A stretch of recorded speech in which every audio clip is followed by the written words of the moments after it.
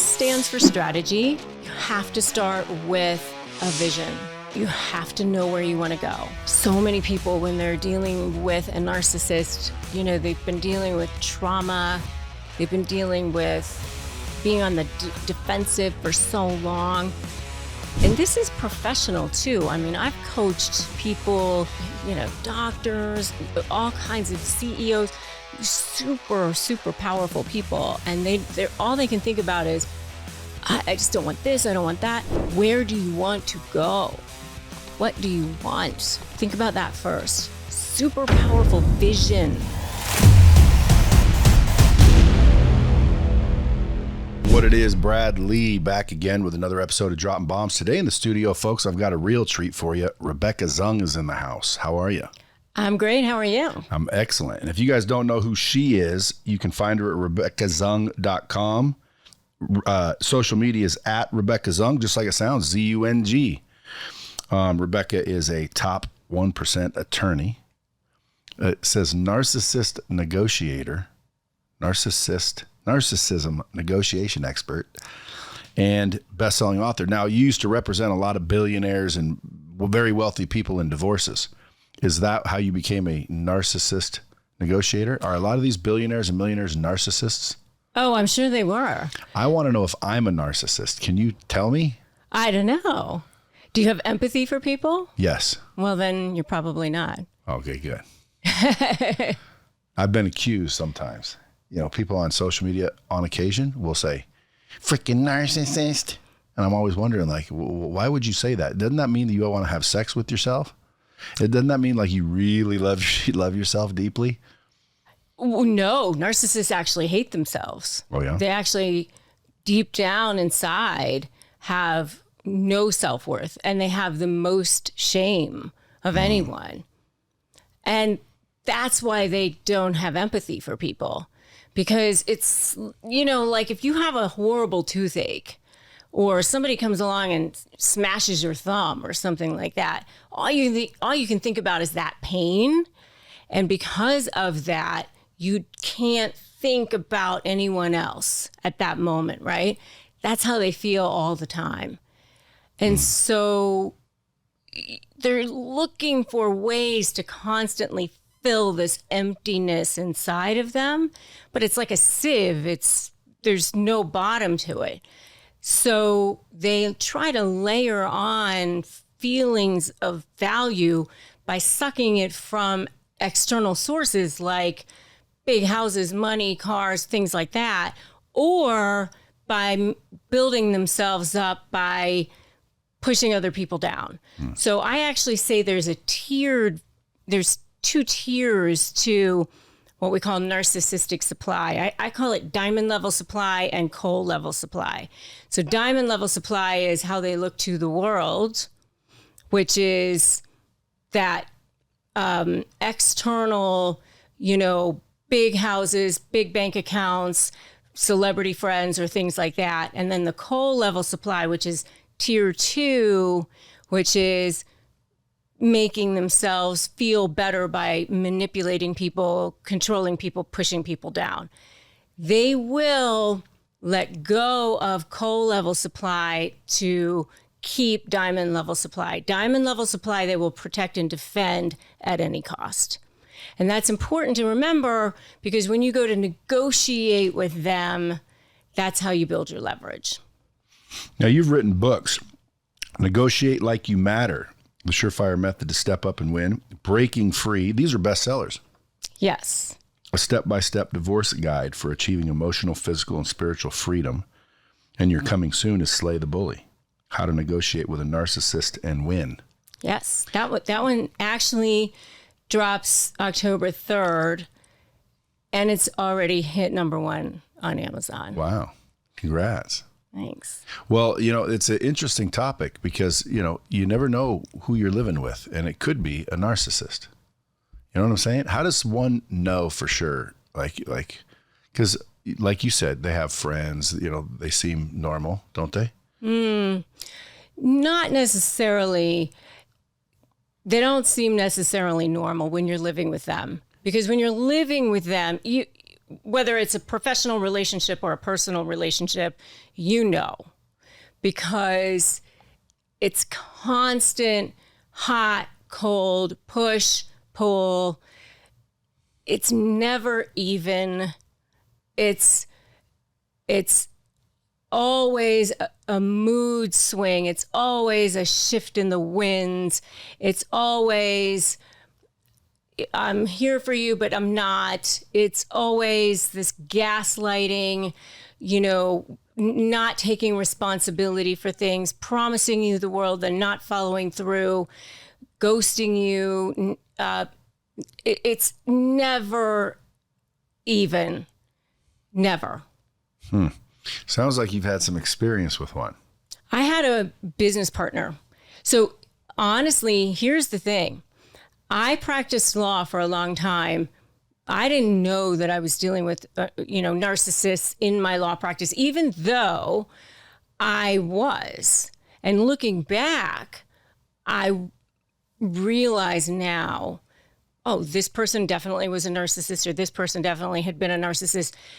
But it wasn't until I merged my practice with two other guys about 5 years ago. And this was in Naples, Florida, where I had practiced. And then my husband and I decided to move out to Los Angeles, and because I knew I was more of an entrepreneur at heart. And so I started getting into entrepreneurial endeavors. And in one of those endeavors, I ended up with a woman who was a narcissist, but I didn't know that she was a narcissist. And now, mind you, I had already achieved all of these accolades that you see there. U.S. News Best Lawyers in America, several years in a row. Avo rated 10 out of 10, all of these things. And now let me tell you, I had been bullied as a kid for being Asian.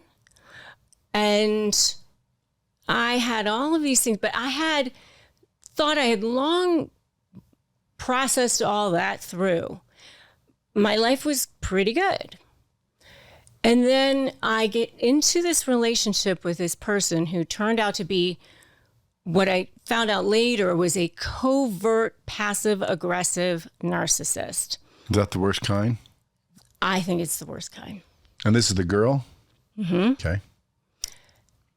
And it nearly took me to my knees. All of a sudden, I'm feeling these same feelings I had felt when I had been bullied as a kid. Like, all of a sudden, I'm feeling, like I wasn't speaking up. I was feeling voiceless. Like, what do I do? And, I really wasn't sure. And all of a sudden I was,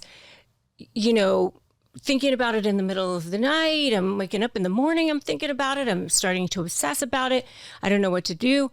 And it wasn't until I made this decision on the top of a mountain in Maui in July of 2019. I was up there in Mount Haleakala with my daughter, who's 17, and my husband. And my daughter's like, oh, we were at sunrise. My daughter's like, oh my God, Mom, it's beautiful. It's heaven on earth.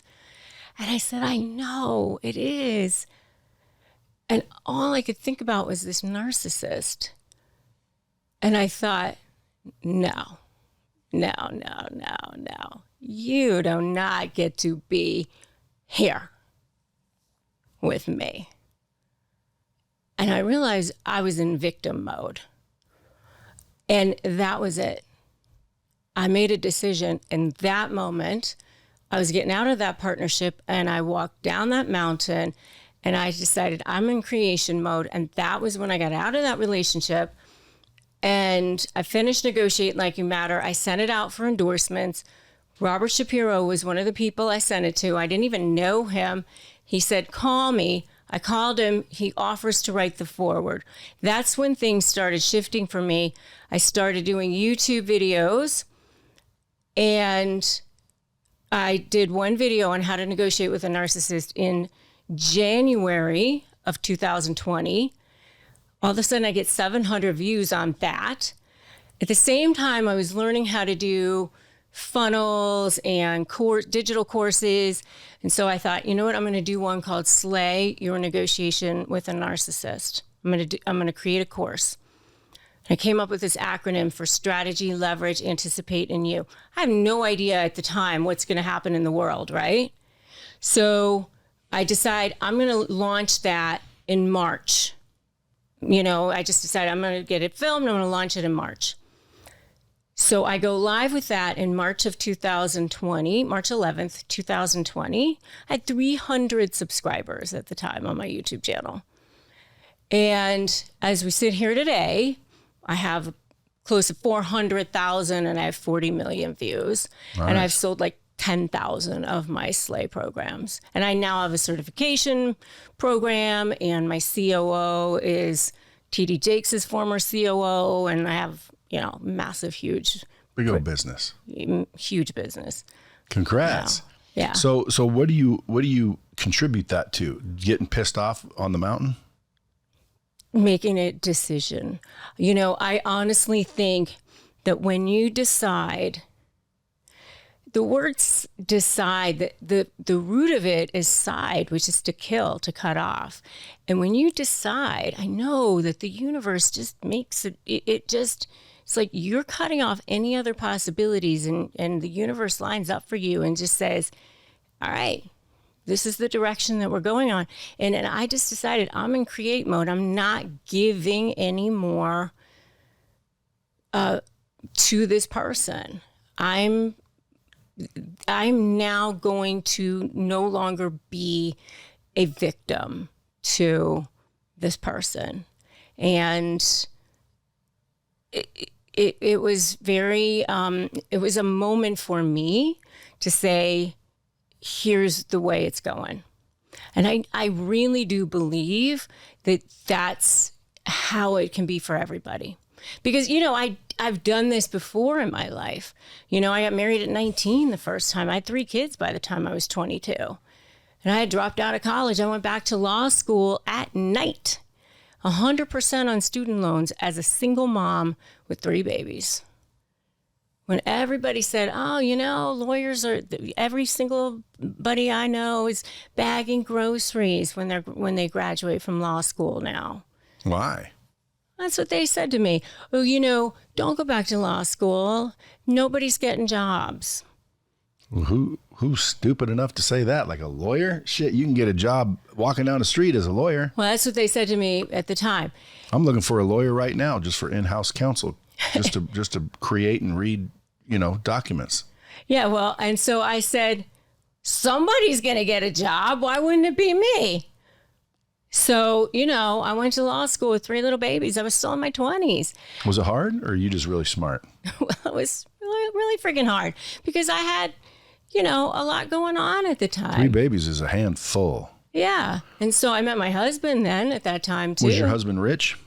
Oh no, he was in law school too. We met in law school. So you guys were both kind of struggling? We both struggled, and he was in law school. I was in law school. We now have a 21-year-old daughter together. We've been married 23 years now. Congrats. So that's another feat nowadays. You don't even know. Is your daughter going into law? She is. She's she's just starting her senior year at UC Davis now. Do you practice still? No. Does your husband? He does, yeah.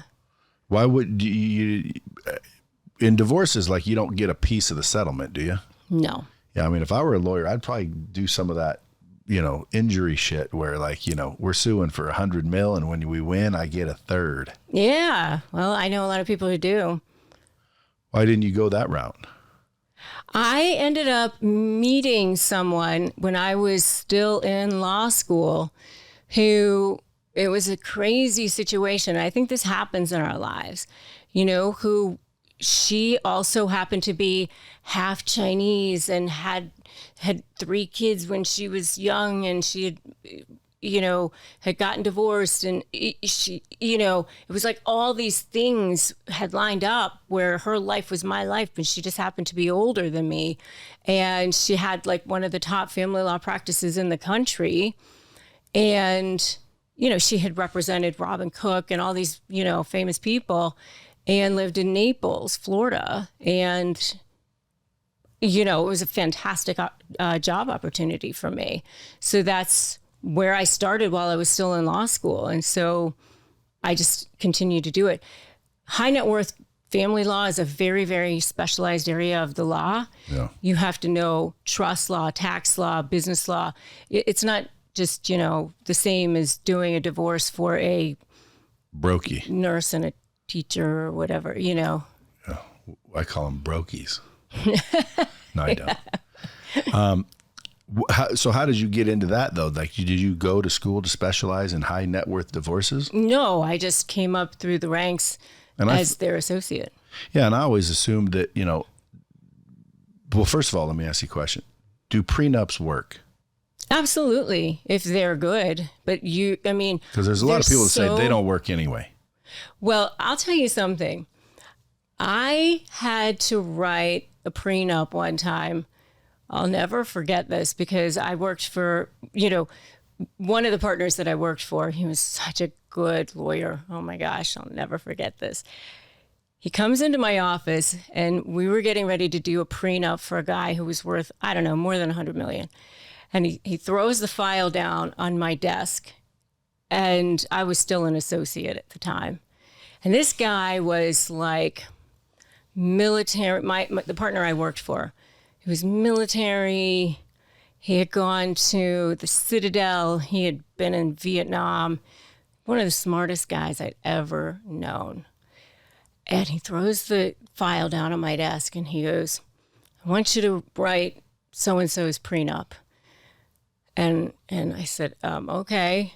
And he started to walk out of my office and he goes, oh, and don't fuck it up. Because if you do, we don't have enough malpractice insurance to cover it. I'm like, well, then I don't want to do it. Because, it's, yes, they work, but when they don't, it's bad. So a lot of family law attorneys won't do them anymore because of that. Interesting.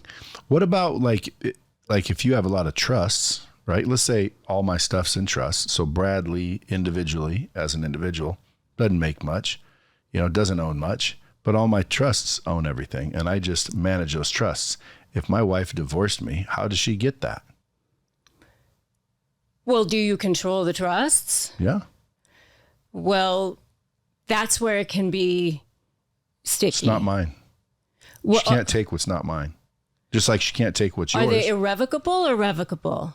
Irrevocable. Okay. So here's the question, and I don't want to give you legal advice while we're on here. That's what I'm trying to get. No, I'm just joking. Me and my wife aren't getting divorced. And if we did, I'd just give her half. Why? Well, because who cares? Like, okay, you know what? So was the money... Well, it depends on what she did, by the way. I was going to ask you more questions about divorces later, but keep going. Okay. Was the money that was placed in these irrevocable trusts earned during the marriage? Some. Okay. So... But it was earned by the trust, not me. No, so it was passive income. Yeah. But I'm talking about the money that was placed in the trust. That was before.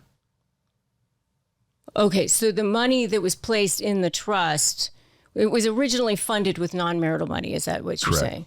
Okay, so if it was originally funded with non-marital money, and then the money that's been earned in there is all passive income, and it's all, when was the trust created? 2000, let's say, 6. And when were you married? Me? Yeah. 2000, I don't know, 10 years or so, 13. Oh, okay. So it's premarital. Yeah. So that's, I mean, just from what you're telling me, it sounds like it wouldn't be marital anyway. That's what I'm talking about. Yeah, I like that.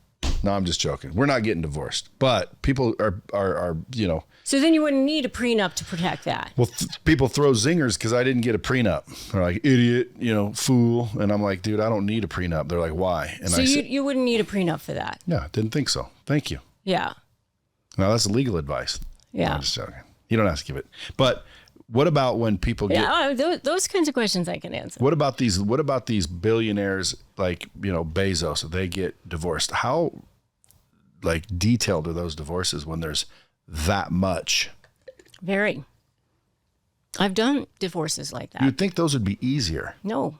Because let's say I have 200 billion. I've done mediations like that. They're like 3 weeks long. Yeah, but let's say I have 200 billion and me and you've been married for 20 years and you helped me build it and we were getting divorced. I would say split her down the middle.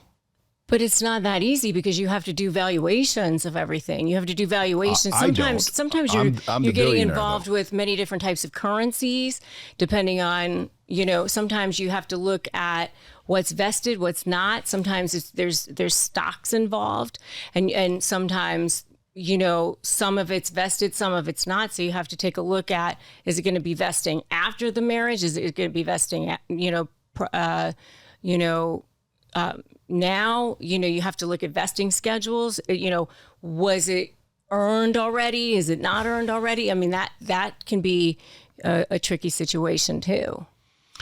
So if the billionaire, and by the way, I mean, if you're married 20 years and you're a billionaire, so is she, right? Maybe, maybe not. I mean, depending on... If you're married 20 years and you got rich with that person married to you, it's both of yours. Agreed. Like Jeff Bezos owes his wife half. 100%. And not more than half, by the way. Not more than half, by the way. Did she get more than half? How much she get? Did she even get half? She didn't even get half. Damn. See, she should have hired you. If you had a billionaire right now want to hire you, would you go back and practice? No. You're like, nope. Would you advise? I went from hating 90% of my day to loving 90% of my day. I'm going to create $1 billion company anyway. What does your day look like now? I create content. I get to talk to great people like you. I get to create my new, the programs that I'm creating. I get to talk to people within my community. I mean, I get hundreds and hundreds of messages all day long of people saying, you literally saved my life. You've saved my children's lives. I was going to commit suicide and I now have broken free. I mean, of the narcissist? Yeah. So again, you're saving people that live with narcissists now. In both professional and personal situations. Okay. So let's focus on that because again, I mean, how do you identify if you have a problem with your spouse and they're, selfish and this and that, how do you identify this could be a narcissist? Because when people call me a narcissist, sometimes I think they're just being haters and it's rare that they do. But when you said you have empathy, massive amounts. Mm-hmm. So does that mean, no, I'm not a narcissist? Because don't you think we all have a little narcissism? 100%. So it is a spectrum. A narcissistic personality disorder would be all the way to the end of the spectrum. And it does fluctuate too, like if you're sick or whatever, you don't feel as much empathy for somebody else because you're feeling kind of more sorry for yourself or whatever. And by the way, there is a healthy amount of narcissism too, which self-love. No, what they say healthy narcissism is to feel a little bit of more of an inflated sense of self. Like you think of a little bit higher of yourself than you actually are. You know what I mean? And by whose judgment? Your own. Which is a good thing, I guess, necessarily. But I don't know how you do that. How do you think of yourself better than you think of yourself? Well, better than what you actually are, I guess. In your mind's eye, you think of yourself as better than what reality is. That's the actual definition. But still, someone would have to be the judge to that. Like if I said you think you're better than you are, someone would have to be the judge. The public, I guess. Well, let's put it to you like this. Like, let's say you say, I'm one of the top rated attorneys in the country. And then I look and you're not even in the top half. Would that be narcissism? To actually believe that you're one of the top rated lawyers in the country when you're not? I mean, just going by what the definition would be is like, I guess I'm a little bit of a better runner than I actually am, or I'm a little bit better at litigating than I actually am, or I guess I'm a little bit better at being a podcaster than I really am, or whatever it is. You know what I mean? I think that's the definition of healthy narcissism, like just striving to be better than I really actually am. Maybe it's sort of more like your future self, the elite version of that yourself than you actually are right now. Kind of stepping into your future version of yourself, I think is more like, that's my understanding of it. In your book, Negotiate Like You M.A.T.E.R, the M.A.T.E.R is an acronym. So what does that stand for? That would be looking at the different how you plan for negotiating, which I kind of look at that now as more. I've put that into the SLAY methodology now, which is it's the same steps, but I put it into the SLAY methodology now. It's looking at the strategy, the leverage. But it's the same steps. So I'd rather actually, if we could talk about the SLAY. Yeah, slay the bully. Yeah. And where's the word slay come from? Because that came from something else too, didn't it? You have a SLAY negotiation method. Yeah. And that's what, a lot of people go after and want to learn that. Is that so you can deal with narcissists? Yeah. Why don't you just eliminate them? Well, that's how you're going to do it. Oh, you got to negotiate your way out of the deal? Yeah. Dang. Are they stalkers? They're not stalkers, but they want to hold on to every drop of supply source that they can. So the myth is that narcissists just want to win. Well, that's me. But that's the myth. Because the problem is that they continue to move goalposts, and people think, what is it that they want? I'll just give it to them, and then I can be done with this thing. And then they go back and they give them the deal that they want. And by the time they do that, the deal has changed. Not good enough anymore. You waited too long, all sorts of things. There's all kinds of excuses now as to why that deal has changed. And, it could be anything like, I don't like the hair on your head anymore. And the reason why is because I go back to what I was saying at the beginning of this, which is that coal level supply. They love to manipulate you. They love to see you squirm. They love to just trigger you. It's sort of like that kid with that pin with the earthworm, they just love the game of it. And actually, I want to tell you about this research that I found when I was doing the book, when I was writing the book, which is that all of us, when we are presented with situations of where we're feeling that we need to survive, like, a traumatic situation, we go into fight or flight, right? Well, as kids, we do the same thing, fight, flight, or freeze. When we are presented with those situations, our bodies react physically and our brains dump chemicals into our body. So epinephrine, adrenaline, cortisol. When that happens many times, when children are dealing with trauma on a regular basis, then the brain can actually experience arrested development in the limbic system part of the brain. So that limbic system part of the brain can then experience arrested development, and we call that narcissistic injury. So what happens is when they grow up into adults, while the prefrontal cortex part of their brain, the thinking part of the brain, continues to develop, that limbic system part of the brain does not necessarily develop. And so when narcissists are presented as adults with situations that cause them to feel like they need to go back into survival mode, and they get triggered, and it may not necessarily be rational or reasonable to others, but it is to them. So it could be an eye roll, it could be a slight, it could be a tone of voice, it could be anything. That limbic system part of the brain becomes activated. And then you're dealing and interacting with that.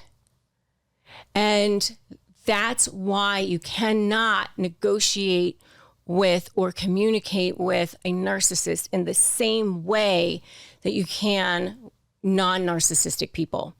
And when that happens, they don't necessarily even realize what they're doing. They don't necessarily realize, they don't even remember necessarily what they've done during that period of time. They are being run by that limbic system part of their brain during that time. Well, that's what I'm trying to figure out, how to identify one, because that's how you determine, well, I will switch to these tactics then. Because if I'm talking to you and I'm negotiating with you, how do I know that you're a narcissist if I don't know you very well? If you're like just a prospect? Well, you'll start to see their stories not add up right away, immediately. So how the relationship always starts off the same, extremely charismatic, extremely charming. They mirror you. They learn early on how to be extremely charming. See, this is probably why everyone calls me narcissistic. I'm just joking. Very, very charming right away. Extremely good at reading people. Extremely good. Now this sounds like me. Yeah, well, but narcissists don't question whether they're narcissists. So extremely good at reading people, extremely good at using mirror neurons to become like that person. So now I can get this person to like me, right? So coming on very strongly at the beginning too, very strongly. So at the beginning, it's 50 emails a day, 50 texts a day, and they want to get to that next level of relationship as quickly as possible to lock you in. So let's move in together. Let's become business partners. Let's become best friends, whatever it is to lock you in as quickly as possible, because they're making a deposit into this situation. So if you think about like Kanye West, for example. Is he a narcissist? 100%. How he would make these massive displays, of buying his girlfriends huge wardrobes and flying them to Miami or New York and renting out the restaurant and making sure that Kim Kardashian would see what's going on because he wants the last form of supply to see what's happening. And, the whole display of it, right? Because he wants to lock them in. And then if you see something not adding up, they always have a story. They've always got something to say about it, and they get very upset if you try to, hey, what's going on? Why is this not adding up? Oh, never mind. Don't look at that. Let's focus on what's good. Look at the future. Look at all this stuff we're going to build. We're going to do this. We're going to, they've got something to say. They want you to see what's going to be, right? And then swoop you up. And then almost as soon as you're locked in, they are immediately gone, switched. And the bottom drops out. Can you cure yourself of narcissism? No, I mean, So if you're a narcissist, you're always going to be one. I have spoken to several psychiatrists and psychologists on my show. I've spoken to them in real life, and most of them won't even treat narcissists. And most of them have said they don't even come into their offices because they don't want to be. You have to have a self-awareness. You know, you have to say, I want help. I want to change. And most narcissists don't want that.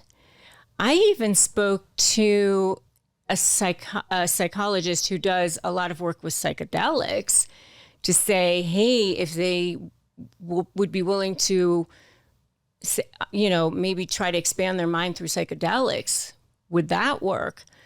And they were skeptical about that, which surprised me, actually. Hey, you want to spend an hour a week with me helping you become a business badass? Well, check out my group in the link below. So how do we negotiate with them then? What is the SLAY method? So S stands for strategy.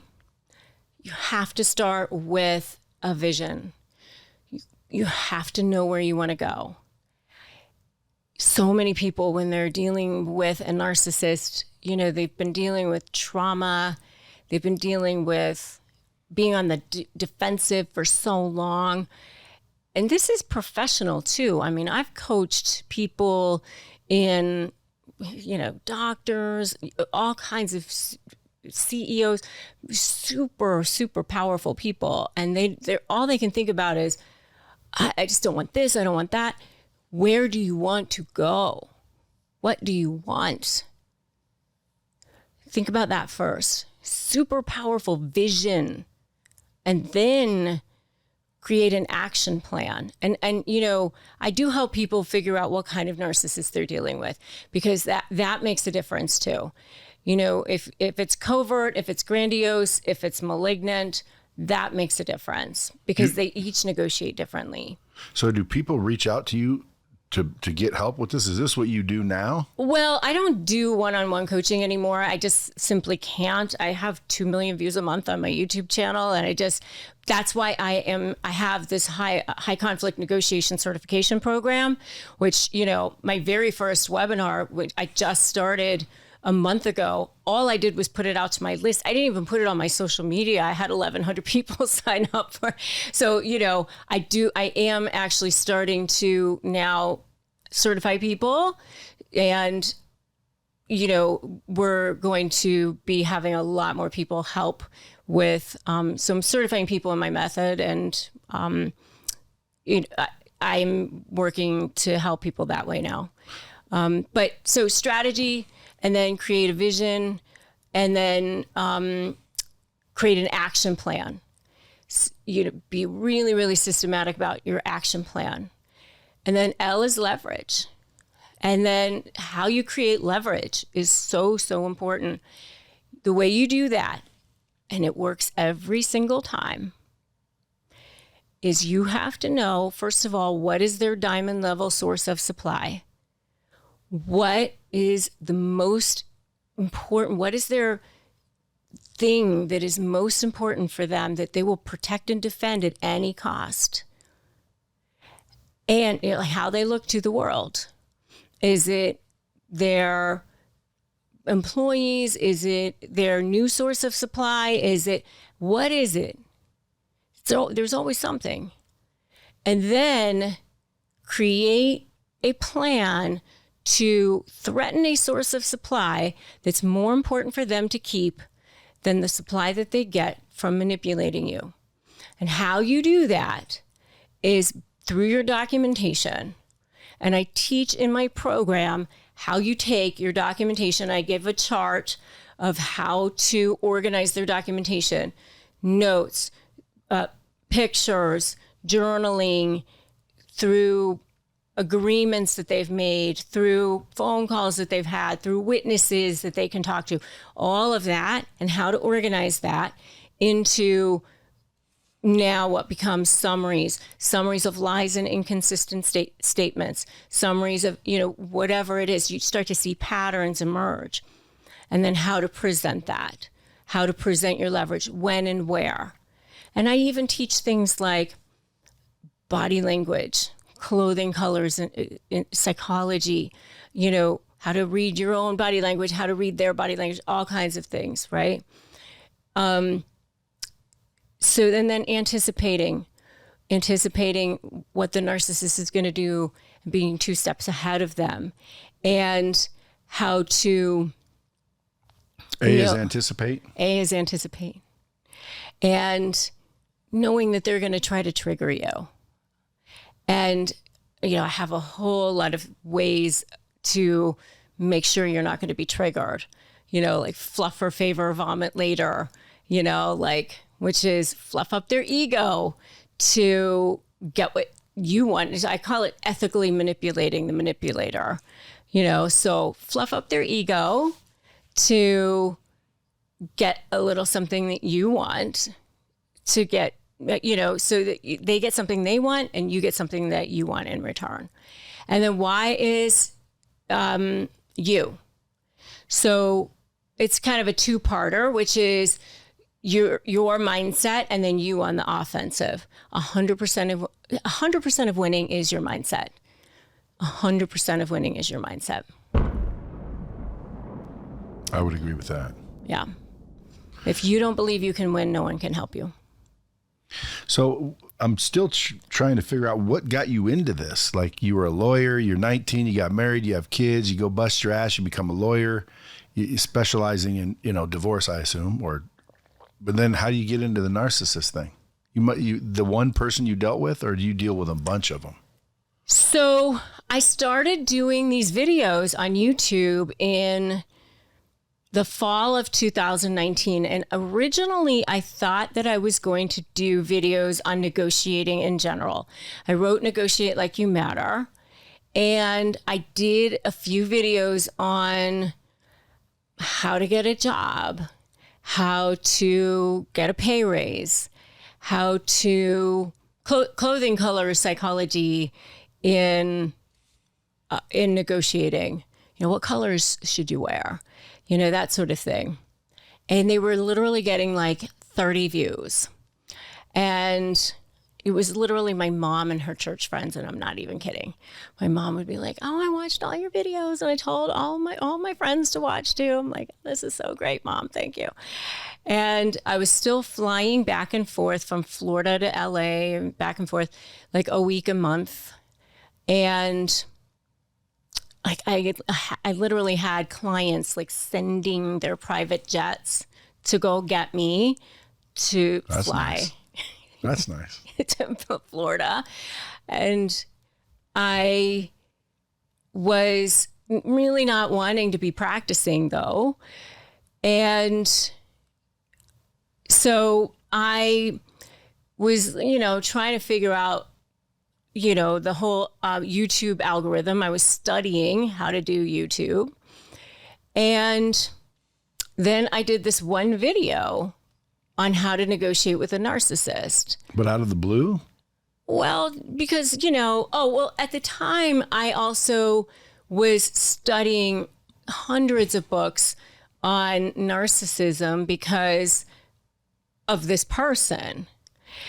So believe it or not, that person who was a living hell kind of is a blessing in disguise. Totally was. Because if she never would have came around and was a narcissist, you may not be doing this right now. 100%. I mean, I read this book, The Covert Passive Aggressive Narcissist. I'll never forget it. I was on the airplane heading back to Florida, and I was literally going, oh my God, literally exclaiming out loud that I couldn't believe it.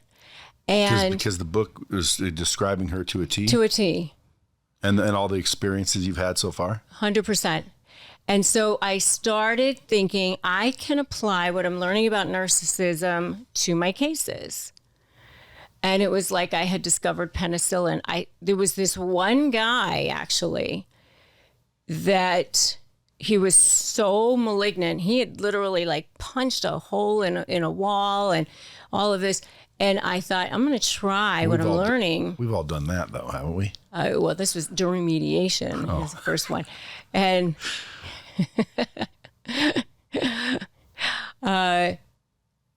little anger management issue here. Was that a narcissist that punched the hole? Yeah. So you realized in these cases, there were a lot of narcissism. Yeah. So, but this is during that time that I'm learning about it. And I thought, I'm going to try what I'm learning on my cases because I was still practicing. Yeah. But would that mean that most narcissists are successful? Well, at the time, what would happen is we would just end up stalemating and go to trial. Oop, just lost my water. We would just end up stalemating and go to trial. Yeah, but are a lot of the successful people narcissists? Oh, I think to a certain extent, but I do think that they end up miserable. They end up not only miserable, but they end up self-destructing. Yeah. They do. But would you say that narcissism, even though it sounds, sexy to say it, but narcissism drives success? Oh, I think that people who are narcissists end up striving very hard because they're hustling for their worthiness. Deep down. Of course. But they end up also, I do think, self-destructing. Yeah. I want to do a series on this because there's so many instances of their own self-destruction. So many. Oh, yeah. So when you were in these divorces, did you ever lose, you can't lose because here's the settlement, but did you ever come across where you didn't get the best end of the deal for your client against a narcissist? I mean, I had a case one time where my client, where we went to trial, and my client ended up not getting a settlement now this was in trial, that I thought that he should get. But it was because of his own ridiculous behavior during the case. And so the judge ended up having a bias against him because of his own narcissism. Yeah. So what he ended up doing, he ended up having to pay way more alimony than he should have. But the problem was that during the case, he did things like, for a temporary alimony check, he signed it in crayon with his left hand so that she wouldn't be able to cash it. And of course, it ended up being a trial exhibit because he just looked, childish. And I'm representing him, but Did you say, quit being a douche? Yeah. And, he would say things to me like, you're going to be awfully lonely in heaven, Rebecca, behind the scenes. Yeah. That's their excuse. Was he a narcissist? Oh, 100%. So you've fallen into this narcissist industry, if you will, because of dealing with them. And then you said, I got to figure out how to deal with these fools. Yeah. And so now you should go back to law because again, everybody pay you big dollars. I'm making way more money now. Even though I made a lot of money then. If someone said, hey, I'm getting a divorce, I'm worth $2.2 billion, I'll give you a third of every dollar you can keep. It's against the rules of ethics. Oh. And you can't do it. Well, is there any advice to people getting a divorce? If you're getting divorced, personally, I'm one of those dudes that just say, here, before I had anything, I got divorced. And fortunately, it was right before I started doing anything. So we had just bought a house, which, I said, you can keep the house, who's going to kick a woman out of the house? Get your ass out of the house, go stay with the buddy and give her the house. So I said, you can keep the house as long as I can keep my business, which is the one you're sitting in right now. Mm. And she said, fine, your business ain't going anywhere and it never will. So she kept the house, I kept the business, but we, pretty much agreed on what we did. So we didn't really need a big fight about it. When you get into these high-end divorces where there's millions and millions and millions, why do you think there's such a fight? exactly what we've been talking about here. People want that feeling of supply. They want to continue to manipulate the other person. They want to continue to see that other person squirm. They want to continue to and I say this all the time, as long as the other person is getting supply, there's a supply source from the other side, it's never going to end. You need to cut off that supply source. Another bomb dizzle. That's when people should listen, when I drop the bomb. Folks, just so you remember, at Rebecca Zung, Zung, on social media, RebeccaZung.com if you want to find her. Are people, able to reach out to you now, or you get inundated? Oh, yeah. I mean, the best thing is my YouTube channel, get my book, slaythebully.com. Read a little bit is what she's saying before you need her help, because all the help's in the book, sounds like. Yeah. October 3rd it releases. Yes. Can they pre-order it right now? They can pre-order it right now. If they pre-order it right now, they get access to the manuscript right away, so they can actually read it now, and they get a free masterclass. They get a free workbook, all kinds of really cool stuff. So perfect. And your YouTube channel, I imagine, is probably Rebecca Zung, yeah? It's actually Rebecca Zung ESQ, because I had a personal channel and then I had to migrate it over to a business version of it in order to get other, I don't know. I didn't have the right kind when I first started it. And so I couldn't keep my name. So I had to add Rebecca Zung. I had to add ESQ to the end of it. I'll bet you if you go by the URL, RebeccaZung.tv, it'll be available.